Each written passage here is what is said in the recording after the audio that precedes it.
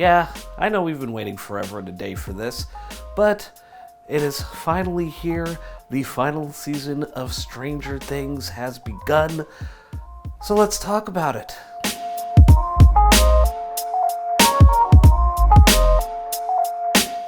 Yes, it has been so long since the end of Stranger Things Season 4 that Millie Bobby Brown has gotten married and adopted a child, but I don't care what anyone says, I am still invested in this series, and as long as the wait has been for the final season, it is finally here, at least the first 4 episodes, and right off the bat, I'm just gonna tell you that so far so good. Yes, it has been literal years between the end of Season 4 of Stranger Things and the beginning of Season 5. I get that. And I know that there are a lot of people who have talked online as if to suggest that there aren't enough people who still care about this series given how long the wait has been for this final season, but that is just absolute bovine fecal matter as far as I'm concerned. I am still invested. And yes, I was thankful for Netflix to have that nice recap before you started Season 5, but let's not act like Season 4 was not incredibly memorable. What with all of the storylines that they had and the new characters they introduced, people like Eddie, and just seeing the impact that character had on other characters, including Dustin, and on us as viewers. It was something that made for a great moment where he's just rocking out in the Upside Down with Metallica to lure all of these creatures away, and just to see the whole threat of Vecna and his whole backstory and how he's connected to Eleven, and just this whole idea of him preying on certain characters in Hawkins and using their trauma and insecurities against them in their minds and turning it into whole ass pretzels in the real world was just something absolutely terrifying to see, very much in the vein of A Nightmare on Elm Street, as well as the Duffer Brothers saying that they were also inspired by Pinhead. So just to see that threat in Season 4 was something that was just absolutely terrifying, especially to see him prey on one of our central characters, Max, and even though the rest of the gang was able to stop his attack on her at one point, they were not able to save her completely by the end of Season 4, and that has left her comatose and gravely injured by the end of that season. So that was a moment in the series where there were genuinely the threat of tears from your boy. I'm not gonna lie.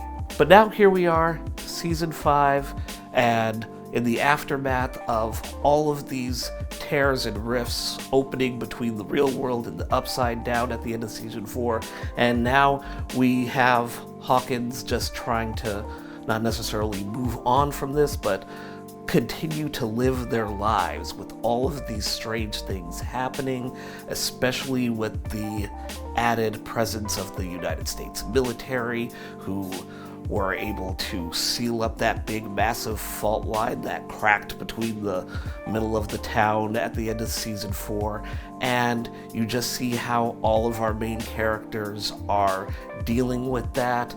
The Byers and the Wheelers are all under one roof right now, much to the chagrin of Mama and Papa Wheeler, and you also have Steve and Robin working at the local radio station because one of these people cannot get a job without the other following along, and I think that's something that's actually pretty funny.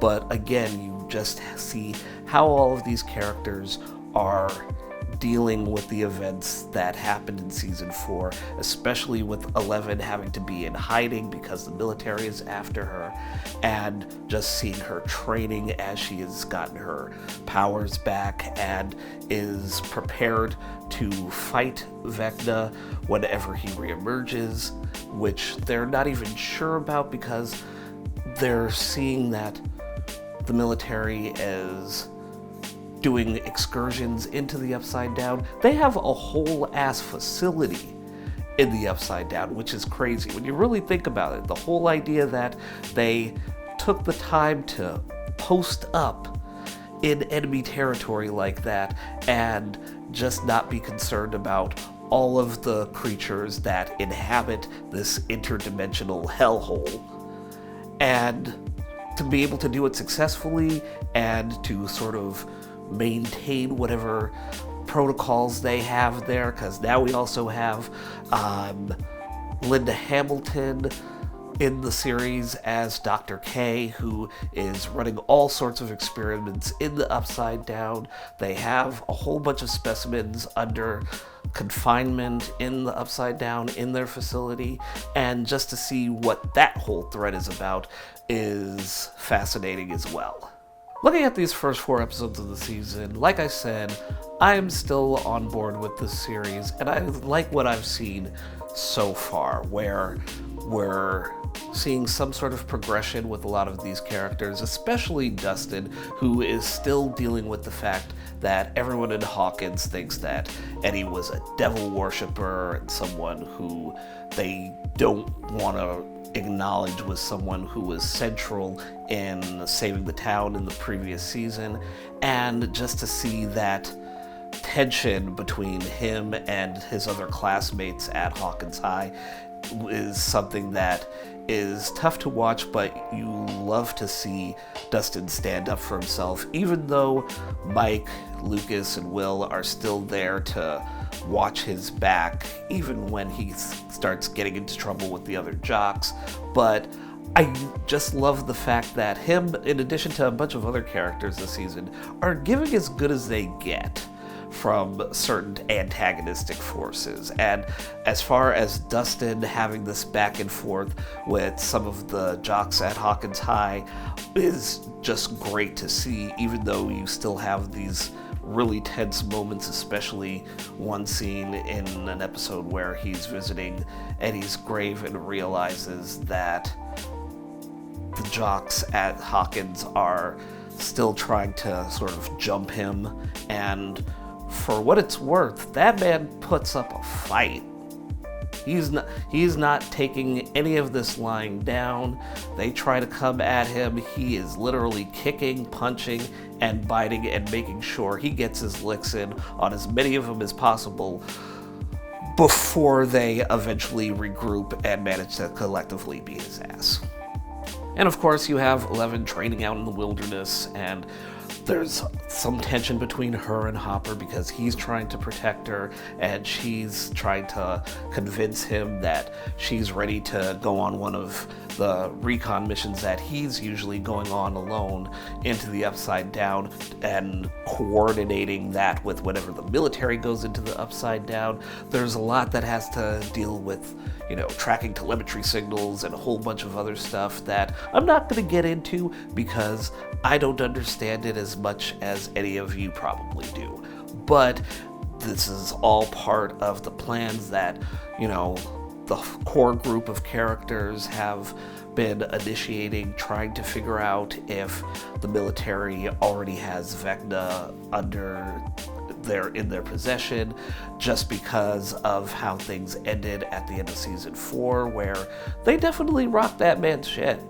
On the other end of that spectrum, though, we do have a little more focus on Mike and Nancy's younger sister, Holly, who is starting to see someone that only she can see, and they're carrying out conversations, and eventually we realize that this is someone from the Upside Down trying to get to Holly, and that becomes its own little drama as Will is starting to sense something strange. There's a disturbance in the force, to be sure. And again, I think this is one of the great things about these first 4 episodes, where we're starting to acknowledge that Will is someone who has been an important character from the very beginning, and obviously in the middle of this series, like seasons 2 and 3, it didn't seem like they knew what to do with Will, per se. So I'm happy to see that he is much more involved as a character, and we're seeing that he is starting to, he's having his fits whenever something is happening in the Upside Down, and we're also getting a sense of how connected he is to Vecna and how much Vecna has learned from his connection with Will, and also how much Will has learned from his connection with Vecna, because we'll talk about that in a minute. Once the rest of the characters learn about Holly interacting with some sort of stranger that no one else can see, they pretty quickly start to figure out that this could be influence from Vecna, and it turns out that he is appearing to Holly as his original human counterpart, Henry, and trying to lure her away from everyone else in her family and her friends. And this leads to an attack by a Demogorgon as they're just sort of hopping out, in and out of the Upside Down and into the real world at Vecna's command. And we get a pretty tense scene where Holly is attacked by one of the Demogorgons, and eventually her parents witness one of these creatures finally, and poor Ted. He was just out enjoying a few golf swings in the backyard, realizes something is amiss, and with golf club in hand tries to take out this Demogorgon that is stalking his home, and eventually just gets his shit rocked. But kudos to Mama Karen, because she did not hesitate. She did not waste any time. After a moment where she gets Holly away and they hide from the Demogorgon, they eventually get cornered in the kitchen of their home, and she just mainlines it for a wine bottle that she had been down in earlier in the episode, just tried to relieve some stress, and said, "You are not coming near my daughter." Smashes the bottom of that bottle and just starts stabbing away.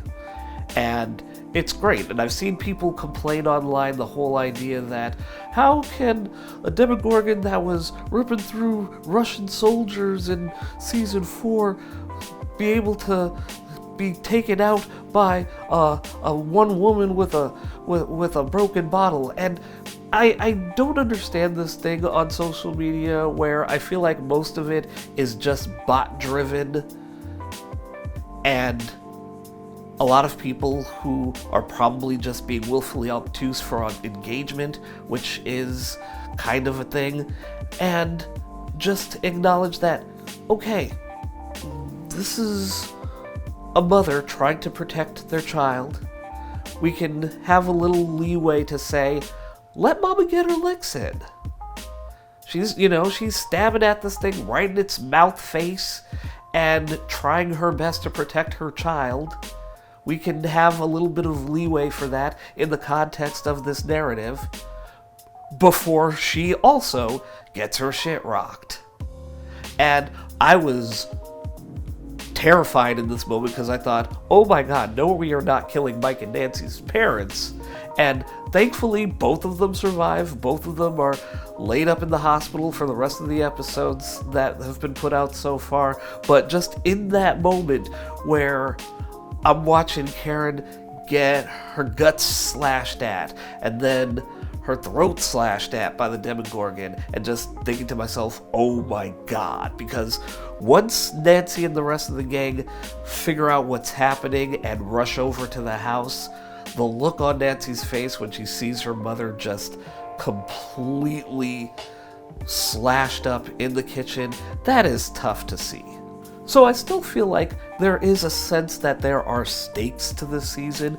There are things that are happening that we really have to acknowledge and say, oh, shit's kind of getting real here. But once Holly is taken, we see a whole new side of the Upside Down where it's just as bright and sunny as the real world looks, and that is because Vecna, as Harry, is trying a different approach this season. He's realizing that, oh, I probably shouldn't be kidnapping these small children and putting them in cocoons of viscera and injecting them through the mouth with my darkness anymore. Maybe I need to have a softer touch. So he's brought Holly as himself, as Henry, to a house and just said, I'm here to protect you from monsters that are trying to attack you. And I need you to stay in this house, and I'll let you know what's happening as I know it, and blah blah blah, yakety schmackety. But it's very Pied Piper, it's very much almost a little Hansel and Gretel-y, and you just see that Vecna, he's adapting his approach and realizing that, okay, if I'm just nice to the children, they'll come with me willingly. And he goes off to do whatever he needs to do, but not before telling Holly that she cannot leave the house, and she definitely can't go in the woods. Don't do that. So, of course, he goes off, leaves her in the house, and she eventually gets a message, seemingly from Henry, saying, I need you to meet me here in the woods. And again, we're dealing with a child who is like 10, 11 years old. So she's only going to take the new information that she's received and ignore the information she got before about not going in the woods, and leads her to this cave. And she realizes that there's someone out there that is not Henry, and just books it. But this leads to one of the best moments in the season, because we have this whole reveal of who is out there in the woods, and in true 80s fantasy movie Tangerine Dream scored fashion, we realize that it is Max. Obviously, we weren't going to see the end of Max. Yes, she's laid up in a coma in the real world, and we didn't know what was going to happen with her, but now we have confirmation, and we just see the whole excursion that she's been on in these last few months, at least in the timeline of the series. And yeah, it was just a fun moment to see, and just watching her as she's telling Holly about everything she's been through and how she's able to hide from Henry because for whatever reason he does not want to come into the cave that she's hiding in. So she has at least some confirmation for the moment that she is safe, but she knows that she needs Holly's help if she's going to get out of whatever this mental prison she's in now. We also have a new character in the form of little Derek Turnbow, who is Holly's classmate, who is also being targeted by Vecna / Henry, and we realize that there are a ton of kids in Holly and Derek's class that are being targeted by Vecna, and we see this whole plan for Dr. K, played by Linda Hamilton, who is just nefariously deciding that we need to sequester all of these children to keep them safe, because they've also figured out that Vecna is targeting them. But the core characters, Mike, Lucas, Joyce, they all decide that they need to be able to get the kids out of military custody because they're more in the know about what's going on than the military is, and they don't trust the military regardless, and why would they? I love how Robin is the one that plays a big part in formulating the plan for how they're going to break all of the kids out of the military barracks, and part of that explanation of the plan just equates to a dick joke And I just love how they're, evolving Robin as a character, and I love the fact that she's still trying to balance all of this interdimensional craziness with trying to have a relationship with Anne with an E. And just seeing how that is being tested, where she's missing dates and trying to make it up to her, and obviously this leads to Will finding out about their relationship, and just to see how that all plays out between Will and Robin was actually pretty sweet. I think as much as we're all talking about the whole, whenever the show is gonna outright say that Will is gay or whatever, I think that it's still nice just to see that for two characters that haven't really interacted that much with each other, they have some good moments together in the last season as far as the episodes that have come out are concerned, and just to see how much of a influence Robin is able to have on Will to actually see how much value he has is something that, again, comes into play by the end of episode 4 in a big way. And while all of this is going on, we have Hopper stuck in the Upside Down after he tries to go and figure out what is going on at the military facility in the Upside Down, and then 11 going in after him, and once we finally have them confronting Dr. K and trying to get to whatever containment area that they believe Vecna is in, they're just like, alright. Hopper is once again trying to sacrifice himself to save Elle, even though she doesn't want him to. He's got a bomb strapped to his chest, he's ready to go out, guns blazing, all sorts of stuff. And yes, that does need to stop. Like, I need this man to realize what he has. He has 11 who loves him like a father, and he's got Joyce, he's got Winona Ryder. And this is one thing where I need to have a little bit of a tangent, because Winona Ryder, I don't know, I feel like I don't think she's ever been hotter. She was always hot. She was always, that it girl that she loved, even during her time when she decided she wanted to shoplift in Beverly Hills, even more so. I wish I had a Free Winona t-shirt, but her now is just to see her evolve throughout her career and just to see where she's at now. I watched her episode of Hot Ones and it was just the greatest thing. The little behind the scenes story she was telling about movies she had been on was really fun. And yeah, if I'm Hopper, I am not giving that up. I'm fighting tooth and nail to make sure that I survive whatever mission I'm on. But while all of this is going on, you have the other characters trying to get the elementary school kids and Derek out of the military barracks, and that is when we finally get the return of the Big V. And he is pissed. And yeah, this is where we realize that the shit is about to get real. And when he's confronted with Will, he pulls him over to him psychically and says, "You're the key to all of this, my guy. And I just want to thank you for showing me the way." And it's just a terrifying moment.